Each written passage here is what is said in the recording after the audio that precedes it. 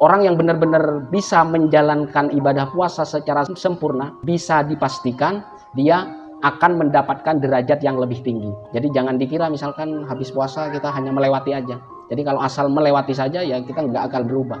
Karena pendidikan puasa itu memperkuat atau meninggikan kita di bulan-bulan yang selanjutnya. Yang bulan sekarang itu menentukan yang 11 bulan ke belakang. Nah itu seperti itu ya. Belum apa-apa Allahu Akbar Allah. Allahu Akbar secara syariat juga secara hakikat. Menang lahir dan juga menang batin. Itu yang dimasukkan. Maka kalau secara hakikat kita akan naik terus. Jadi ntar habis lebaran susah lagi ya kan? Jangan susah terus itu. Terus naik dia. Sesuatu yang nggak berubah berarti dia belum maksimal. Belum memegang ini tadi.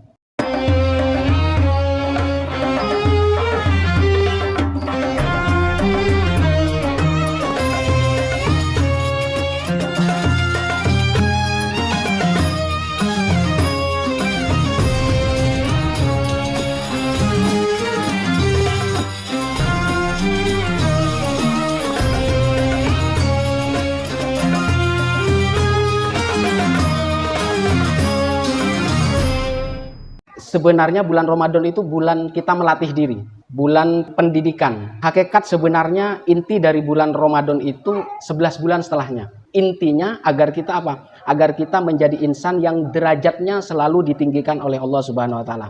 Di dalam puasa itu ada asrornya, ada rahasia-rahasianya. Kalau puasa ada istilah saum, ada istilah imsak, ada istilah sabar. Yang paling inti daripada saum itu adalah menahan, jadi menahan diri. Karena puasa itu adalah setengahnya daripada kesabaran.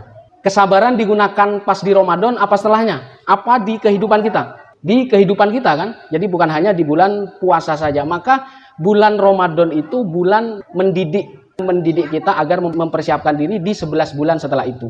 Maka di sini ada asrornya. Asror itu jamak dari sir, rahasianya. A'dzamullah ala ibadhil minnah bima dafa'a anhum kaidah syaiton wa khaybadhonnihi. Allah itu memberikan pemberian yang paling agung itu Allah memberi kesempatan sampai diwajibkan kita menahan diri dari sesuatu yang halal. Imsak kita nggak boleh kan, makan minum berhubungan suami istri itu nggak boleh.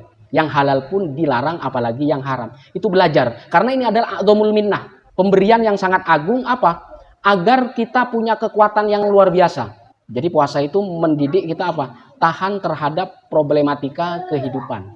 Yang disebutkan di sini adalah kaidah syaiton wa khaybadhonni. Jadi maksudnya tipu daya setan. Dan kita selalu gagal paham terhadap sesuatu yang terjadi ke kita. Kita kadang berputus asa, kita bahkan bisa berburuk sangka terhadap apa yang diberikan Allah kepada kita. Maka itu disebut takdir. Apa artinya takdir? Menakar, takaran. Yang Allah takarkan kepada kita itu sesuai dengan kemampuan kita. Apa yang diterima menurut penilaian kita baik atau buruk itu harus dimanfaatkan dengan pemasrahan diri kepada Allah Subhanahu wa taala. Maka puasa itu mendidik itu. Jadi biasanya orang yang nggak punya daya tahan kan ketika ada masalah bagaimana? Drop kan? Sampai hilang kesadaran, sampai ada yang seperti kesurupan. Orang yang sering pingsan, sering nggak sadar berarti ini masih belum kuat. Orang yang sudah terbiasa kuat itu nggak bakal kemasukan. Puasa ini mendidik itu, mendidik kekuatan itu. Mau ada apapun di luar kita, itu kita bisa nahan. Pendidikannya, sekolahnya ada di puasa. Puasa Ramadan. Sukses atau tidaknya, apakah orang bisa melalui itu atau tidak? Orang yang sering pingsan atau misalkan pernah pingsan itu tidak punya ketahanan di sini. Lama-lama apa? Hilang kesadaran. Maka puasa itu mendidik nahan dari apa? Dari kekuatan yang tidak diinginkan oleh kita. Idza ja'ala shaum hisnan li auliyaihi wa junnah.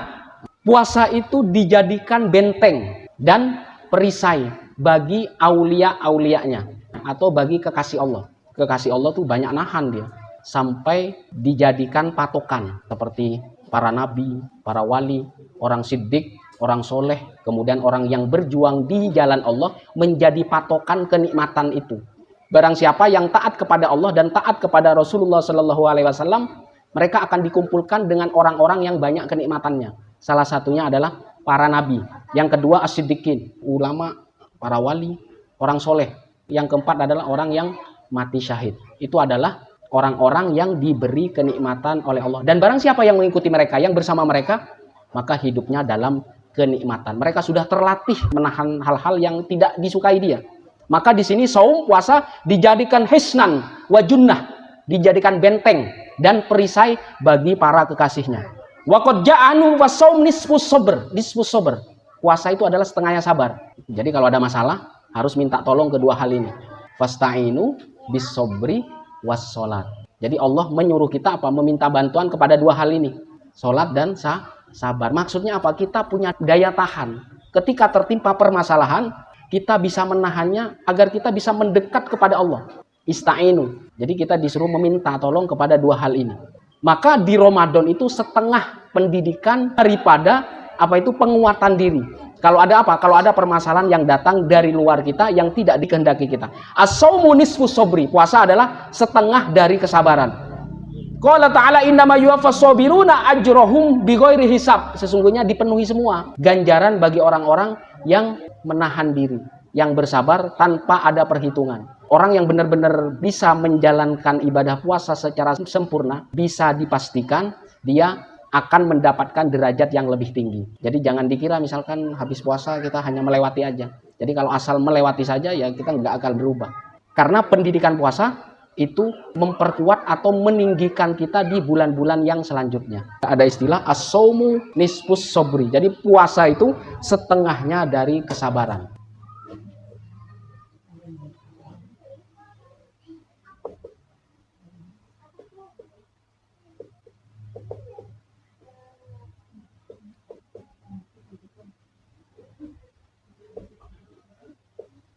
Jadi sabar itu ketahanan, daya tahan. Jadi orang yang selalu ketimpa seperti itu, dia tidak bakal kemasukan. Jadi misalkan ada yang nyihir gitu ya, dia punya daya tahan yang kuat. Jadi kalau ini belum bisa melalui ini, nggak bisa. Maka pendidikan setengahnya ada di mana? Ada di puasa itu. Jadi kalau benar-benar menjalankan puasa dengan sempurna, maka 11 bulan itu proses menaikkan derajatmu ke posisi yang lebih tinggi. Tapi kalau melewatinya hanya sebatas ritual, akan biasa saja. Gak ada kenaikan yang nyata. Jadi sesungguhnya orang yang bersabar itu dipenuhi semua ganjarannya tanpa perhitungan. Yang dikatakan ajrun ini apa saja dia? Ganjaran. Ganjaran ada yang berupa pahala, ganjaran juga ada berupa materi-materi yang ada di kehidupan kita dan itu yang sangat dibutuhkan kita. Maka kalau pengen naik ini susah memang. Jadi untuk bisa nahan sabar gitu. Dan itu pemberian yang paling mulia bagi para kekasihnya, yaitu kekasih Allah. Faqad jaza thawabus shaum qanunut takdir wal hisab. Kekuatan banyaknya rizki ditentukan kekuatan batin. Ketika batinnya kuat, maka penambahan rizki akan terus bertambah. Orang yang awalnya biasa saja, kemudian dikasih harta yang banyak. Kalau dia berubah bertambah baik, itu berarti apa? Memanfaatkan rizki itu bertambah tinggi. Tapi kalau berubah bertambah jelek, itu belum namanya. Itu semua ada di ketahanan hati. Ada lagi setelah ini bisa berhasil, as-sabru dan sholat ini, kalau sudah semuanya tercukupi, karena yang ayat tadi apa? Yuwaffas sabirun ajrohum. Semuanya akan terpenuhi ganjaran mereka. Kalau sudah berkecukupan. Ini yang berat. Apa? Syukur. Biasanya orang kaya cepat turun gara-gara ini tidak dilakukan. Jadi kalau untuk mempertahankan itu, ini harus ditingkatkan. Kalau kamu hanya bisa menjalani ini tanpa ini akan setengahnya. Itu kenapa orang ketika naik, turun lagi. Ketika naik, turun lagi. Itu terus naik sebenarnya. Mempertahankan di posisi di atas. Maka untuk mempertahankan ini dengan ini.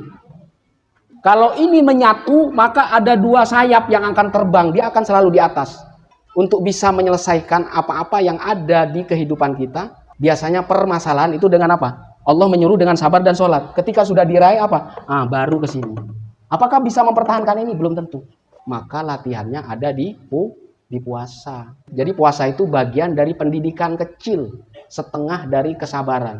Kesabaran itu di seluruh kehidupan kita selama 24 jam. Bukan hanya di Ramadan saja kan? Ini yang akan mempertahankan posisi kita kalau sudah di atas, susah untuk turun lagi. Biasanya orang lalai setelah ini selesai, ini tidak dilanjutkan. Yang ini, sifat ini tidak dipertahankan. Ketika waktu imsak, kita butuh nahan berapa jam? Kira-kira 12 jam. 12 jam apa? Sabar. 12 jam lagi apa? Syukur. Jadi 12 jam nahan gak makan gak minum atau yang dilarang dalam puasa, selebihnya syukur. Bukan selebihnya lupa. Setelah selesai lupa, enggak. Ini dua-duanya ini. Jadi kalau 12 jam nahan berarti 12 jam sabar, berarti 12 jamnya apa? Bersyukur. Itulah kehidupan setiap hari. Bukan di dalam puasa Ramadan saja.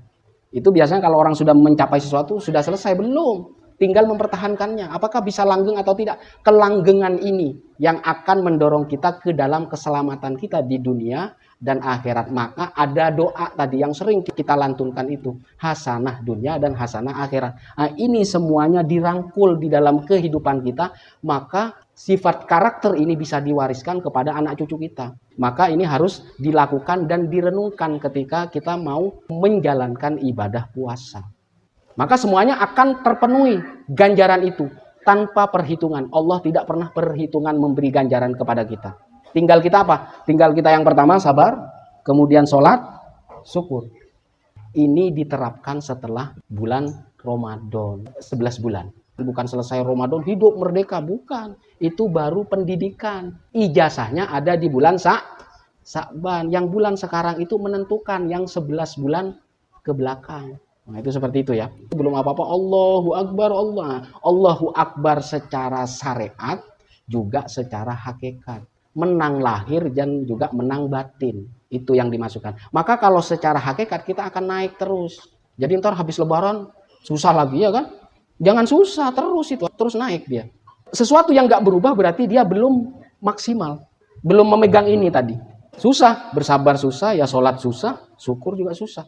Hanya sedikit orang yang bisa menjalankan ini. Kita masuk ke bagian yang sedikit itu. Maka ini penting agar kita bisa mendalami puasa itu dengan seoptimal mungkin. Innama yadaru syahwatuhu wa ta'amu la li ajli fasawmu li wa ana alladhi ajzi bihi. Sampai orang yang bersabar itu dia menahan keinginannya, makannya, minumnya hanya untukku, li ajli kata Allah, hanya untukku. Fasawmu li. Kamu berpuasa itu aslinya hanya untuk Allah saja. Wa ana ajzibihi. Dan Allah langsung memberi ganjaran kepada orang yang berpuasa. Wa huwa maudu'un bi liqa'illahi ta'ala fi jazai shaumi. Sampai bisa bertemu Allah 2 kali. Kapan itu? Yang pertama adalah farhatun inda iftari wa farhatun inda liqa'i rabbi. Orang yang bisa tadi ini, yang bisa menjalankan ini, jadi kalau sabar ini saum tadi ya. Ketika mendapatkan iftar, berbuka puasa, dia bisa kenyang, kemudian mendapatkan ganjaran rasa syukur dia. Dan juga apa? Ketika meninggal, akan mendapatkan pangkat apa? Husnul khotimah. Farhatun inda iftari wa farhatun inda liqa'i rabbi. Kesenangan, kegembiraan waktu dia buka, dan kesenangan waktu sakaratul maut. Berarti orang yang menjalankan ini, dia akan mendapatkan kesenangan. Kesenangan itu yang harus dipertahankan. Ketika diberi kelebihan rezeki, coba. Apa berubah atau tidak? Kalau dia berubah ke baik, berarti bagus. Tapi kalau berubah ke yang tidak baik, ini berarti silang. Tidak akan bisa bertahan di posisi atas. Mau mempertahankan lewat kekayaan, tidak akan bisa. Mempertahankan kekayaan hanya lewat ini. Dan itu mempertahankannya sampai anak keturunan kita. Jangan orang tua kaya ke anaknya miskin. Orang tua kaya terus seperti itu. Tradisi-tradisi kesolehan ini harus dilestarikan. Jadi anak itu apa? Hanya mendoakan saja. Jangan memikir yang dicari makan aja. Enggak. Dia sudah cukup dia. Maka ini bagian dari mangkibah, kebiasaan. Atau dalam istilah manakib. Yang dicontohkan oleh ulama-ulama kita. Tradisi-tradisi yang baik.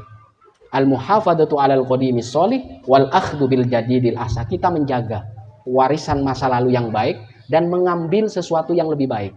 Maka itu terus kita juga di alam barzah juga akan sejahtera. Dengan kenikmatan di alam barzah, anak-anak kita juga akan menjadi orang yang sejahtera. Meninggal husnul khotimah, di dunia alhamdulillah berkecukupan, maka hidupnya akan menjadi mabruk, terberkati. Hidup penuh keberkahan. Saya kira sampai di sini saja. Alafumikum. Wassalamualaikum warahmatullahi wabarakatuh.